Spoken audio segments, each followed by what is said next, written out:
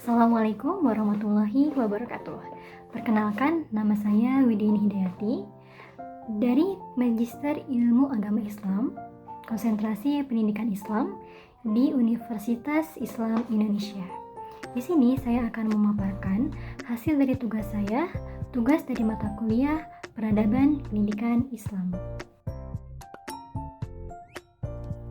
Universitas Islam Indonesia merupakan universitas pertama swasta di Indonesia yang berdiri pada tanggal 27 Rajab 1364 Hijriah atau bertepatan dengan 8 Juli 1945 Masehi.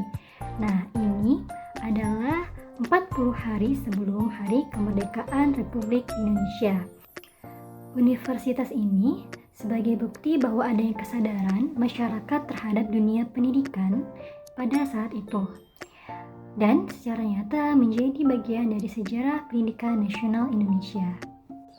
Universitas Islam Indonesia didirikan oleh tokoh-tokoh nasional seperti Muhammad Hatta, Muhammad Rum, Muhammad Nasir, Abdul Kahar Muzakir, dan Wahid Hashim, yang menjadikan Sekolah Tinggi Islam ini menjadi basis pengembangan pendidikan yang bercorak nasional dan bercorak islami, serta menjadi harapan anak bangsa. Dalam video ini, saya akan memaparkan bagaimana profil dari Prof. Kiai Haji Abdul Kahar Muzakir, kontribusinya, dan apa yang bisa kita ambil dari perjalanan beliau. Kiai Haji Abdul Kahar Muzakir lahir di Kota Gading, Yogyakarta 1907. Ayahnya merupakan pedagang terhormat di Kota Gede dan ibunya merupakan satu-satunya anak perempuan dari 5 bersaudara dari keluarga Haji Mukmin. Kahar juga merupakan salah satu cicit dari Kiai Hasan Basori yang merupakan seorang guru dan pimpinan dari Tarekat Syatariyah. Selain itu, beliau merupakan komandan Laskar Pangeran Diponegoro yang melawan Belanda pada tahun 1825 sampai 1830. Jadi, segala yang baik yang ada dalam keluarganya telah membentuk Kiai Haji Abdul Kahar Muzakir menjadi seorang pemuda yang tekun dan taat beragama. Pendidikan dasar Kiai Haji Abdul Kahar Muzakir dimulai di SD Muhammadiyah Selok Raman, Kota Gede, namun hanya sampai kelas 2. Kemudian beliau melanjutkan pendidikannya di Pondok Pesantren Jamsaren Solo sambil menuntut ilmu di Madrasah Mambaul Ulum. Setelah itu, beliau melanjutkan pendidikannya di Pondok Pesantren Tremas, Jawa Timur. Nah, Pesantren Tremas Jawa Timur ini merupakan pendidikan formal terakhirnya di Indonesia. Pada tahun 1825, akhirnya Abdul Kahar Muzakir meninggalkan Indonesia untuk menuntut ilmu di Kairo. Pada usianya 16 tahun, beliau masuk di Fakultas Darul Ulum, sebuah fakultas baru di Universitas Fuad yang sekarang merupakan Universitas Kairo. Selama di Mesir, beliau aktif dalam berbagai forum kemahasiswaan, bahkan beliau ikut mendirikan Jamiat Yubban Al-Muslimin yang merupakan sebuah organisasi persatuan pemuda muslim sedunia yang telah berhasil menerbitkan majalah jurnal seruan Azhar. Pada tahun 1933 juga, beliau ikut mendirikan Perhimpunan Indonesia Raya. Dan akhirnya pada tahun 1936 beliau lulus dari Universitas Fuad dalam tingkat lanjut di jurusan Hukum Islam, Pendidikan, dan Bahasa Arab serta Bahasa Yahudi. Kontribusi Abdul Kahar Muzakir. Abdul Kahar Muzakir pernah terpilih sebagai Ketua Perhimpunan Indonesia Raya, merupakan organisasi pergerakan yang aktif memperkenalkan Indonesia ke kancah dunia. Pada tahun pertama kedatangannya di Indonesia, Kahar sudah mulai terjun ke dalam kancah politik Indonesia. Ia bergabung dengan Partai Islam Indonesia semenjak umurnya 28 tahun dan terpilih sebagai salah satu komisaris hingga tahun 1941.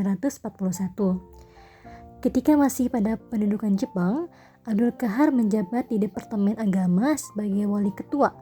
Abdul Qahar pernah pula menjabat sebagai Dewan Penasehat Pusat yang kemudian membawanya berada di BPUPKI, Badan Penyelidik Usaha Persiapan Kemerdekaan Indonesia.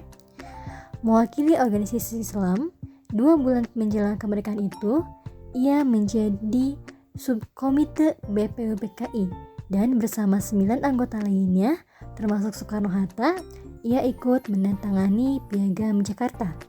Mukadimah Tidak Resmi Undang-Undang Dasar 1945.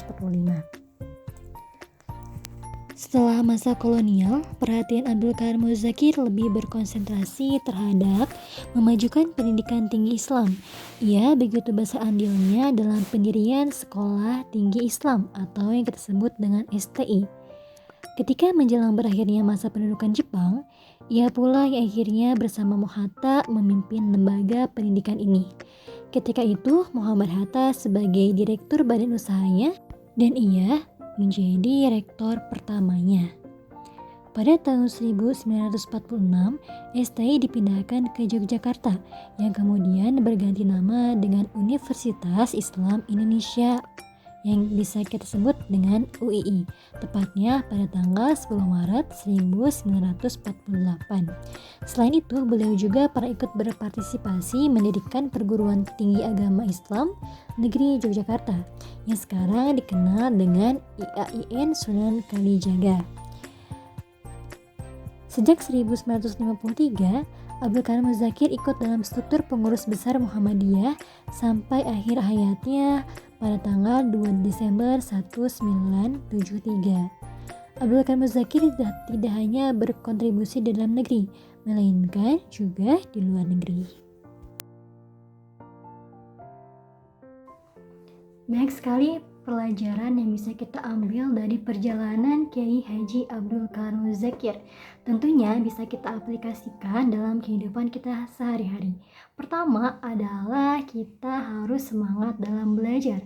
Kita lihat bahwa perjuangan menuntut ilmu Kiai Haji Abdul Qahar Muzakir itu sangatlah gigih dalam belajar. Yang kedua adalah kita belajar ilmu dunia dan ilmu akhirat.